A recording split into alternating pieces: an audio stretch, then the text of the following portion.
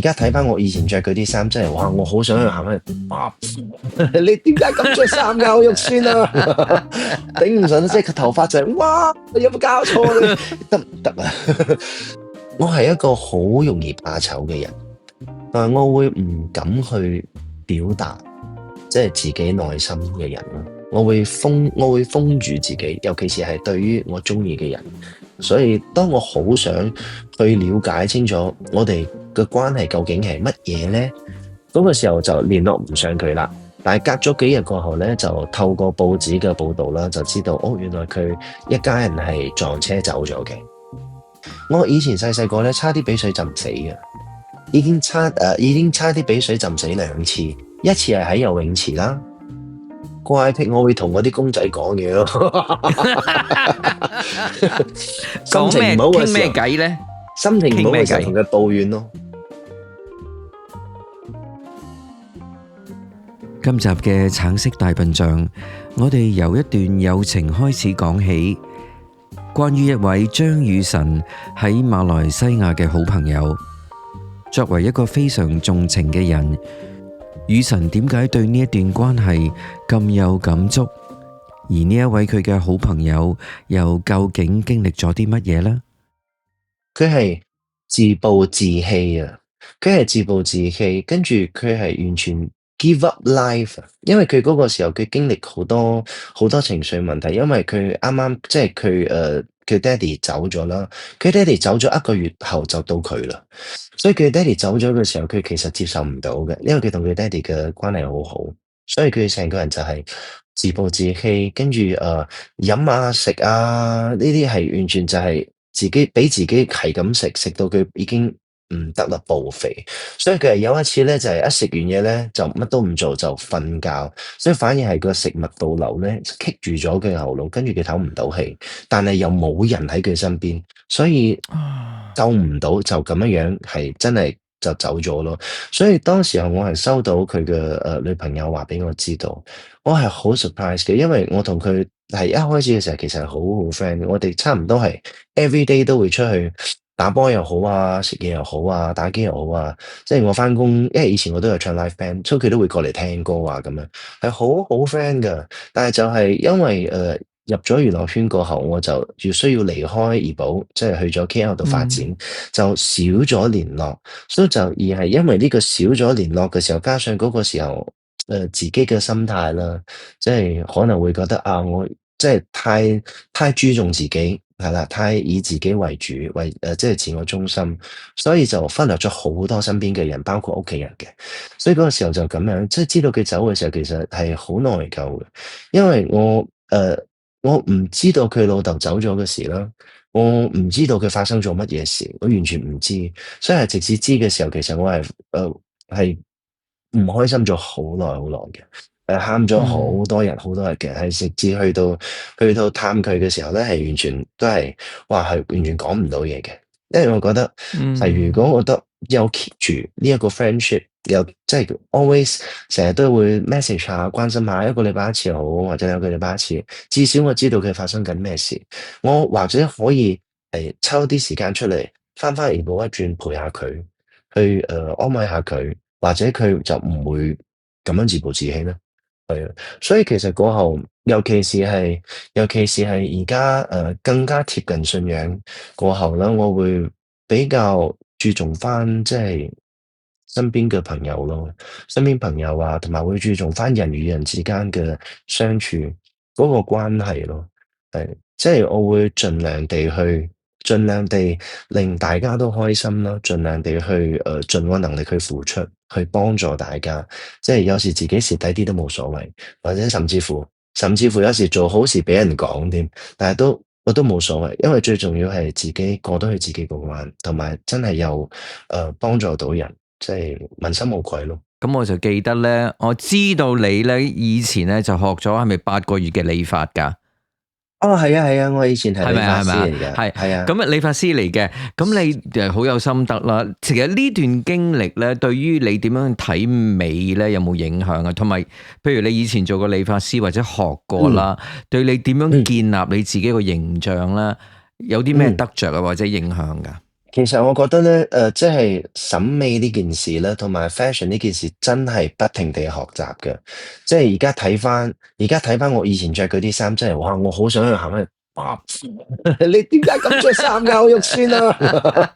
頂唔順，即係個頭髮就係、哇！有冇搞錯你得唔得啊？所以我覺得咧，呢、個係要慢慢去係，進步，即係要睇好多 magazine 咯。睇好多 magazine 咯，係，我會睇 magazine，同埋我會去即係有時會同比如話唔同嘅美髮師啦，同唔同嘅造型嗯師咧，我就會去了解。比如話，誒而家即係流行緊咩色啊，要點樣着法啊？我覺得 window shopping 好重要啊。window shopping 咧唔一定要買嘢，但係你要去睇唔同 branding 佢哋着出嚟嘅嗰啲 model 係點着法、點配搭，跟住你再睇自嗯己有冇呢啲衫，再咁樣樣嗯去配搭，咁樣啦。所以係咁樣樣去改變自己嘅審美觀咯。但係有時我覺得咧，嗯係當自己有翻個信心過後咧，真係一件 T-shirt、一條牛仔褲，其實都可以着得好好睇。係啊，當好嗯冇信心嘅自己，即係我睇翻以前即係自己啦，即係好冇即係冇乜信心啊嘅時候咧，哇！着起件西裝咧，都會縮下咁樣樣嘅。係啊，所以我覺得咧，自信咧係真係幫助一個人變得好靚，所以一定要有信心。咁其實你而家有冇換票式咧，同啲朋友剪下頭髮咁樣噶？哦，暫時就冇啦，即係之前其實唔得，有唔得嘅，閒。喺哦，有㗎係嘛喺台北嘅時？OK。候咧，我有嘅，我有時會做一日店長嘅，去個 friend 嘅店度，係啊，就哦，一日係啊。店長，係啊，就係幫 OK。啲朋友啊，或者幫啲台北嘅歌迷啊，佢哋剪下頭髮啊，做下 哇，你 color 咁樣咁嘅。nice 嘅，因為我自己好其實 nice 啊。我覺得美髮呢件事咧，當你停嗯低咧，你就會退步。你要不停地做，嗯就同唱歌一樣，跳舞一樣，你要不停地不停地 practice。而我自己本身咧都好中意呢一個行業，因為我覺得呢個行業佢其實係 sustain 得到嘅，因為 AI 係冇辦法取代嘅嘛，你一定係要用人手。我唔知未來會唔會有，但係每一個人嘅頭型、每個人嘅耳仔高度都唔一樣，所以其實我覺得即係理髮、即係美髮呢件事，佢到最後都係需要人去做，所以我就覺得呢一個其實都係一個好好 sustain 嘅行業。咁我都唔會去講，唔會去排斥我以後會唔會 own 自己嘅一間 salon，因為呢個都係其中一個我嗯想要做嘅嘢，所以我先至會嗰個時候會去用8個月去考一張 cert 翻嚟咯。因為即係 Malaysia 咧，即係你哋開理髮店啊呢啲，你有 cert 咧，你會容易攞到個 permit 啲啊嘛，係啦，所以我都嗰，OK。時候先至會去考，就唔知道即係 of course 而家我係 focus 翻做翻音樂呢個行業啦，咁難得打開咗，但係唔排嗯。除以後會開翻間 salon，到時開翻間 salon 嘅時候咧，就歡迎大家嚟剪頭髮啦。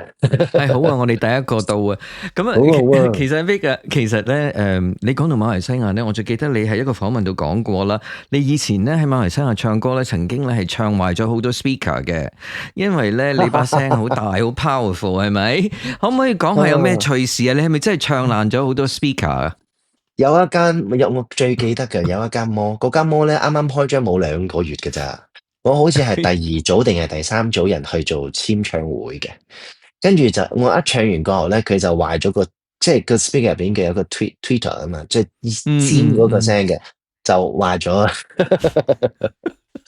唱壞咗佢嗰個啦，即係開咗2個月啦就係。壞咗。過後咧佢哋都未換嘅，就係好多其他歌手去咧都係唱壞咗，跟住佢哋就話：哇2個月啫喎，就爆喇叭嘅，點解個 speaker 爆晒？佢話咧俾阿 Vic 唱爆啊！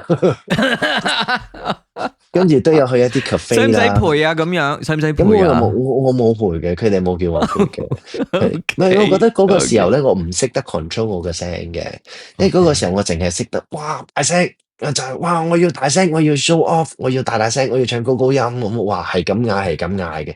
以前真係嗌過，唔係唱歌嘅。嗰個時候即係啱啱出道冇幾耐啦，係啦，所以就嗯。即係對於唱歌嚟講都仲係好新，係啦，所以而家就唔會噶啦，而家唔會有 speaker，唔會唱爆 speaker，而家識得去幫人哋照顧翻佢哋嘅 speaker。你而家喺香港，你最唔嗯捨得馬來西亞除咗媽咪同埋朋友之外，仲有乜嘢啊？馬來西亞食物咯，嗯，食物食物咯，係真係香噶，港食唔馬來西到嘛？亞啲嘢食到香港㗎，食唔食到㗎，其實食到，但係冇咁多係選擇咯。可能嚟嚟去 OK 去都係啲辣沙啦、啲蝦麵、係炒粿條啦，都係嗰啲咁樣嘅嘢嘅啫。所以可能有啲好道地嗰啲咧，涼野菜啊，就變成冇呢啲嘢咯。係啦，所以 OK。會好懷念馬來西亞嘅食物咯，會掛住咯。你好似食嗯。得辣噶喎，你好食得辣噶喎，係咪啊？非常食得辣，我好辣得噶我，好多人會好 surprise 噶，但係我真係好食嚇，得辣嘅，因為我覺得可能之前住過四川啊嘛，住過成嗯都，所以個辣係喺嗰，OK，邊練翻嚟嘅，同埋以前即係之前即係喺台北工作嘅時候，其實都差唔多幾個月就飛上海啊，飛北京啊，即係所以成日都會食翻啲辣嘅嘢咯。香菜啊嗰啲，所以都變成練到自己對辣咧係個 level 提升咗好高。咁喺台灣咧，台灣又唔捨得台灣啲咩咧？我覺得我會唔捨得，我唔捨得我啲朋友咯。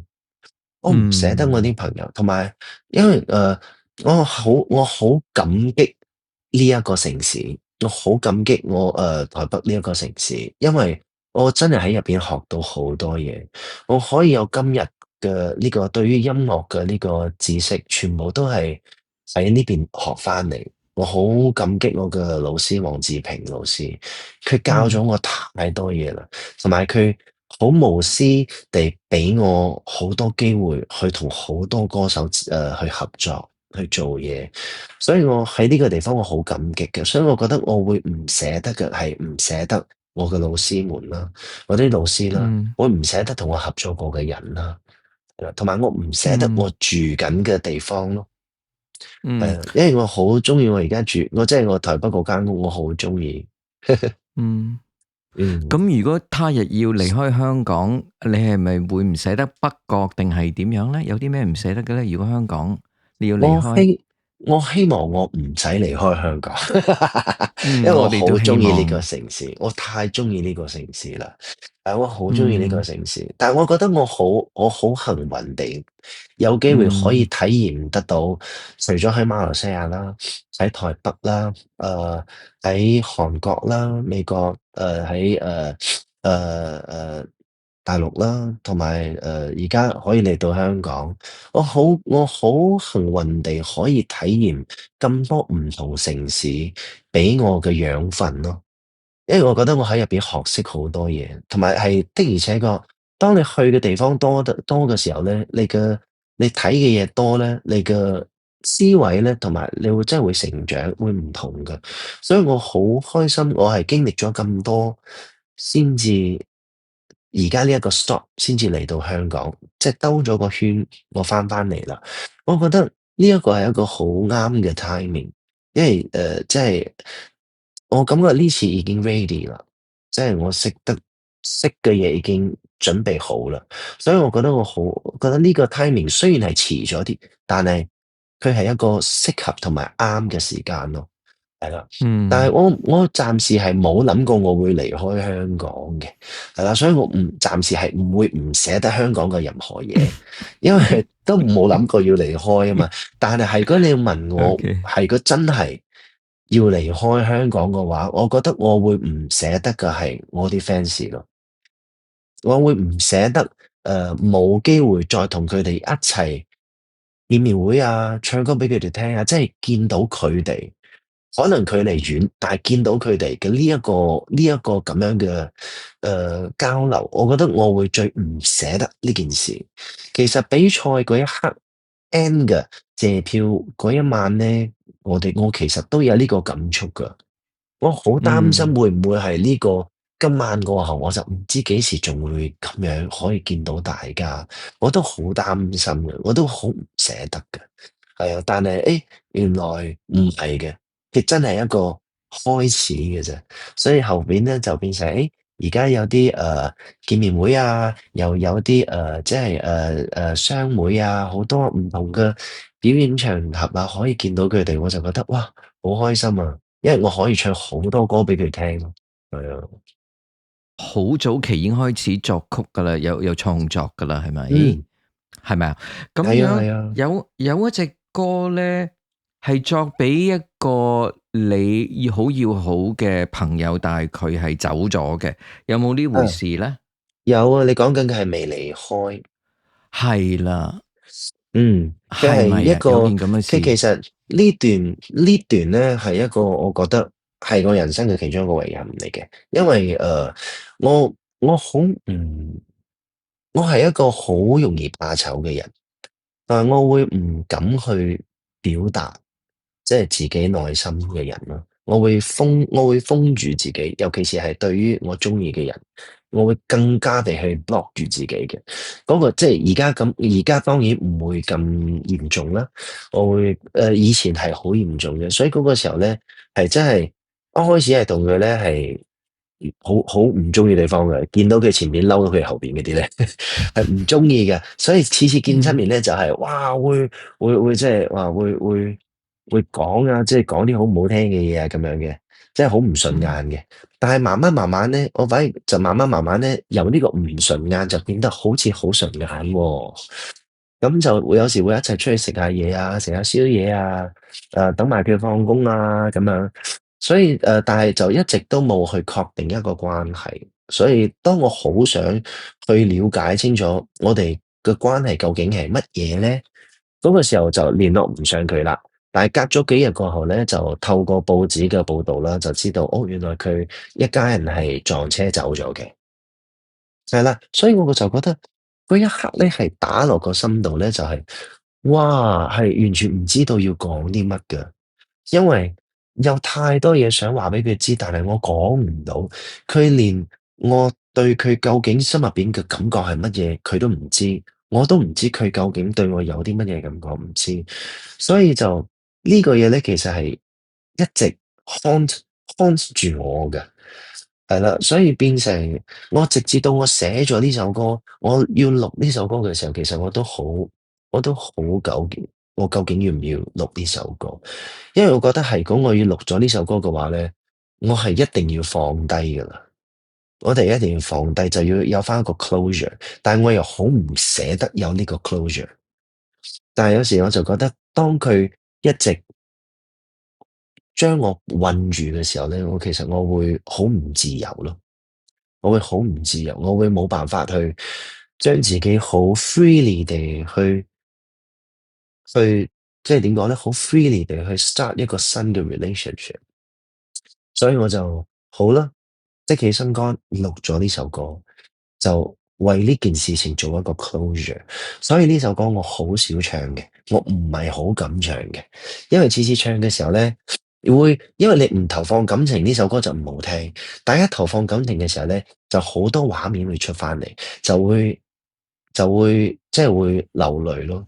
但係當然嗰個流淚咧，唔係唔開心嘅，而係一種已經放低，但係就係一個懷念過去嘅呢種流淚嘅啫，係啦。嗯，其實呢首歌都幫到你，有一種療愈嘅作用噶，係咪啊？係啊係啊，同埋呢首歌咧，我覺得佢都除咗幫咗我之外咧，佢幫咗好多嗯人啊。因為嗰個時候我哋 release 嗯呢首歌嘅時候咧，我有收到好多 message 嘅，收到好多即係fans 嘅留言啦，就係佢哋講呢首歌，即係佢哋都有經歷過，因為好多人都會經歷生老病死。係啦，所以都嗯有好多時候都係唔單止係情人，可能係一個屋企人，就會有一個放唔低啊，冇辦法放落嚟，佢冇辦法去原諒自己咯。所以當其實聽到呢首歌過後咧，就覺得好似個心咧闊咗啲，好似有個嘢放低咗，但係又唔知係放低咗啲乜，但係就覺得好似入邊有個櫃桶打開清乾淨，係啦，所以我都好開心，我冇將唔錄呢首歌，即係好唔係應該係話我好彩，我又做咗呢個決定，就係錄咗佢 release 咗呢首歌出嚟咯。嗯，嗯，Victor，如果我哋想聽翻呢首歌，係咪可以喺 YouTube 嗰度揾到？可以啊，YouTube 啊、Spotify 啊、係，iTunes 啊，即係各大平台都揾得到㗎。嗯。你係作曲作詞嘅喎，係咪呢首歌？作曲咯，詞咧好似係同即係詞我有一開始係自己寫，嗯跟住過後我請嗯咗另外一位 writer 同我一齊即係執過啲歌詞啦。係因為我對於詞上面嘅表達，我嘅係比較弱啲嘅。係啦，因為文字上邊可能我嘅表達咧冇咁，即係冇咁完美咯，同埋冇咁係咯，即係冇咁唔識得去用好多詞，所以我通常詞會揾其他 writer 一齊寫，或者交俾佢哋寫咯。未來5年內有咩夢想呢？我想開演唱會。哦，依個一定得嘅，呢個冇問題。係啊係啊，咁呢個我都相信公司都會係會去幫我即係會一齊 organize，即係會去傾呢件事情嘅，我相信。但係我5年內啊，我好想要擁有一張自己嘅廣東專輯咯。好好啊，哇，係啊，即好期待係唔係單曲咯，係專輯咯。專輯。係啊，係啊，我想做嗯想做一張屬於自己嘅一張國語廣東專輯啦。有機會嘅話就國語專輯都做埋咯。係啊，因為我覺得我好想唱多啲歌俾人聽。係啊，同埋加上自己即係咁難得有翻呢個機會，我就好想將自己寫嘅可能之前準備好嘅歌啊，寫好嘅，但係未有機會出街㗎，快快脆將佢哋全部咧錄好啦，group 好啦，跟住就變成一張一張專輯咁樣樣 share 出嚟俾大家聽。呢個係我好想嗯做嘅事，係啦。同埋嗯未來5年入邊啊，應該話我有目標嘅。我嘅目嗯標，我好希望自己可以，即係希望自己可以得獎啦，喺唔同嘅音樂頒獎典禮入邊，係呢個我相嗯信呢一個咧就係每一個歌手都想要嘅嘢噶啦，就係自嗯，己嘅作品可以得到獎，係啦。咁我希望所有你嘅夢想一一會實現吓。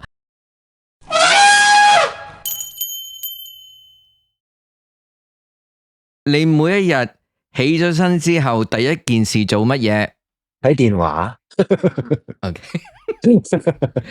OK，你平日最中意嘅休閒活動係乜嘢行街咯。哦，係咯，有？OK 時會行街，因為即係點講咧，我會去揾叮當嘅嘢啊，係啦，我會去揾盲盒啊。OK OK，有冇一啲習慣你係多年不變嘅咧？多年不變嘅習慣啊。飲唔飲咖啡啊？諸如此類嘅哦，嘢。茶啊，係咯。如果你講 OK 到就係多年不變咯，我唔係好識得飲咖啡，我好中意飲茶，OK，我日日都一中意飲茶。定要飲到茶。係啦係啦 OK，係啦，好。嗯，你中意安靜定係熱鬧？熱鬧。嗯，有啲乜嘢減壓嘅秘訣？減壓嘅秘訣啊，睇書。係啦，睇嗯書。近排我就係睇聖經嚟嘅減壓。嗯， ，OK。你中意去旅行嗎？中意，好中意旅行。最喜歡邊個城市？最喜歡啊！哇，呢個好考我啊。其實講到尾，到最後，其實我真係好，但係即係咁多個城市我住過啦，梗係會中意翻馬來西亞。係啦，我好中意怡嗯保。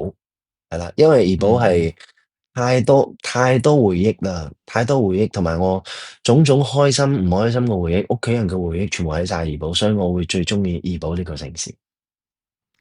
你有冇寵物？哦，喺怡保。喺怡保即係係啦，係乜嘢喺怡保寵物咧？係一隻狗係咩？啊。係隻係狗嚟嘅，係一隻狗，叫咩名佢嘅啊名叫 Pretty。 ？Pretty 幾多歲？係女仔嚟噶啦，係咪？女仔嚟㗎，女仔嚟㗎，好靚 OK 女㗎佢，但係佢而家係靚婆。因為佢14年啦。哦，14歲啦已經。係啊，14歲啦，哇佢係一個好靚嘅阿婆。，OK。係。有冇乜嘢嗜好同音樂係完全冇關嘅誒，畫畫咯。係啦， ？OK，同埋打機咯。係打機但係我近排咧其實已經盡量去戒打機。我盡量戒，因為我發覺咧有時打機真係會好嘥時間，所以我將我部 Switch 咧俾咗我嘅侄女去玩，但係有少少後悔喎而家。但係 OK 嘅，因為我覺得打機有時真係會沉迷落去啊。係啦，但係如果你話同音樂完全無關嘅就係畫畫咯。畫畫。OK，你人生之中第一個偶像係邊個？除咗你媽咪之外 Whitney Houston。 ，OK，Whitney Houston。OK，最中意佢啦。有冇一個童年嘅回憶到而家都影響緊你？童年嘅回憶到而家都影響緊我啊。嗯，嗯，好嘅定唔好嘅先。隨得你啦，隨得你講，可以分享嘅，我可覺得咧，以分享。呢個回憶咧，其實係對於我嚟講咧，佢嗯好唔好，但係佢而嗯家令我學識到點去克服恐懼呢件事。我以前細細個嗯咧，差啲俾水浸死嘅。已經差啲俾水浸死兩次，一次係喺游泳池啦。嗰個時候我唔知個水嗯咁深，我一跳就跳咗落嚟，好細個。嗰時候好細好細，即係好矮嘅時候咧，就跳咗落個成人嘅 pool 度啦。跳咗落去又唔識游水喎，因為平時玩嘅都係玩啲細路仔嗰啲企上嚟就到啦嘛。我以為係咁深啫嘛，跳咗落去啦，就沉咗入去，但係就屋企人又睇唔到又唔知喎，但係我屋企人又唔識游水都救唔到，所以反而係其他人咧又冇留意到有個細路仔沉咗落去喎。係啦，但係到後邊即係有人救咗上嚟嘅。跟住另外一次咧，就係喺個瀑布啦。瀑布真係一個好危險嘅地方嚟嘅，所以係大家真係要去玩嘅咧，真係要小心，要注意安全。我嗰時候就係冇注意安全，喺個即係瀑布落嚟咪有個河仔咁樣，即係個河流咁啦，就喺個淺嘅咁樣玩下玩下啦。點知個水流一急咧，一衝就衝咗我出去咧，就落咗個湖度啦。都係好彩嗰個時候係有大人睇到，就係快快跳咗落個湖嗰邊咧，就將我即係救翻上嚟嘅。所以過後咧，而呢一個體驗咧，童年嘅回憶咧，係令我對水係好驚嘅，好有恐懼嘅。所以我係唔敢去即係游海啊，我唔敢嘅。同埋甚至乎 snorkeling 咧，我係一定要着住嗰啲哇好多即係嗰啲救生衣啦，全部啦，同埋要 make sure 邊皮有人即係拉住我先至敢咁樣嘅。但係入到去咧係震到晒嘅。係好驚水嘅，甚至乎連游水咧，我都一定要個水唔可以超過我嘅即係個心口嘅位咯，唔可以嘅，係好驚嘅。但係我喺幾年前咧，我就去 try 去克服自己，因為我覺得係如果我繼續咁樣恐懼驚落去咧，我係冇辦法去 enjoy 游水呢件事嘅，更加唔使諗去睇海底入邊嘅嘢。所以我就去 try 啦，去克服自己，真係去游水啦，去游淺淺嘅地方開始游，慢慢到越嚟越深，跟住就報咗名啦，去學一學啲潛水啦，跟住就去學，跟住我覺得我自己好叻咯，因為我真係克服得到，所以而家咧，of course 你叫我去海，我都仲係驚嘅，但係游水池咧，就算係過咗我頭嗰啲水嘅，我都唔會驚嘅。係啊，所以我覺嗯得嗯嗯係呢個恐懼，呢一個回憶造成嘅恐懼，令我學習到點樣去克服自己嘅恐懼症，係咯，所以令我係嗯有另外一種體會同埋一種成長，係啦。嗯，好多謝吓。如果你唔做音樂，你而家做緊乜嘢應該係而家呢個應該係做緊理髮師啊。 ？OK，你覺得你自己似邊一種動物我似邊種動物啊？我覺得我似狗喎，係咯，我？OK 覺得我似狗仔嘅喎，係咯，OK 嗯，OK。如果可以跟一個已經過咗世嘅音樂人飲咖啡，你會揀邊個？梅艷芳，係啊，嗯，梅姐，因為我真係點解？可好。唔可以問你？我覺得佢嘅，尤其是係，因為以前細細個就係聽阿妹姐嘅歌啦，咁聽好多睇嗯佢好多表演啦，都覺得哇，真係好勁啊！你睇即係妖女嗰張碟，哇，個埃及打扮啦，同埋紅唇烈焰啦，全部嗰啲嗰個鉚釘嗰件衫，即係佢嘅每一次嘅表演咧，都係令人覺得係哇咁嘅，到而家睇翻都會哇。所以但係因為一直都淨係聽佢啲歌啊，睇佢啲表演咧，唔知道佢嘅人生故事嘅，係直至到嗰部電嗯影梅艷芳啊，先至即係知道咗佢好多，哦，原來佢個故事係咁嘅，同埋會去開始睇下佢啲唔同嘅報道啊，睇翻以前好多佢嘅故仔啊咁樣，所以我覺得佢係一個好堅強嘅人，同埋佢真係為咗音樂。真係付出咗佢嘅生命咯，而呢個係真係一個好難得嘅一件事，係好值得去學習。所以係如果可以同到佢飲咖啡，我真係好想同佢飲咖啡，我好想同佢傾下偈，我好想了解佢，即係對於音樂嘅呢一份熱情，呢一份愛係乜嘢，係究竟係點嘅，我好想學習。嗯，嗯，好。你有冇怪癖？怪癖啊，怪癖，我會同我啲公仔講嘢咯。心講咩？情唔好嘅傾咩時候，偈咧？心情唔傾咩偈？好嘅時候同佢抱怨咯。係心情唔好嘅，OK。時候睇住佢嘅啫，知唔知啊？今日啊遇到咩事啊，好嬲啊我，或者開心嘅時候就同佢講，哇，今日啊中咗六合彩啊，好正啊，係嘛？算唔算怪癖咧？有冇經常聽自己嘅歌？哎呀，好少喎，好少啊，即係會嗯聽係啦，因為我會學，即係仲係學習緊去欣賞自己嘅歌嘅，仲學習緊去做呢件事，但係少聽咯，係啦，嗯。嗯，有冇試過唱歌唔記得咗歌詞點唉，算？成日噶啦，成日都唔記得歌詞噶啦，我最驚噶啦，我都唔知點解啊！有年紀越大咧，越容易唔記得啊！我但係似乎係用冇乜，我哋冇乜機會見到喎，係咪啊？遲啲見到噶啦，遲啲，因為而家係每一次比賽唱一首歌啫嘛，所以咪 OK 咯。但係你係。遲啲唱一場 show 咁多歌詞就會睇到噶啦。我係有時咧睇住歌詞都會唱錯字嗰啲人嚟嘅。好啦，最後一個問題啦，如果嗯，要用一句話總結你嘅音樂人生，你會講乜嘢？一句說話，嗯，嗯。堅持比起一切更重要。雨神真係一個平易近人、非常有教養嘅藝術家，唔單止係佢嘅天賦令我印象深刻，而係佢嘅和藹可親同埋友善令我印象難忘。結束今集嘅橙色大笨象，特別送俾大家我自己非常之喜歡嘅呢一首歌，有請張雨晨同佢嘅一生何求。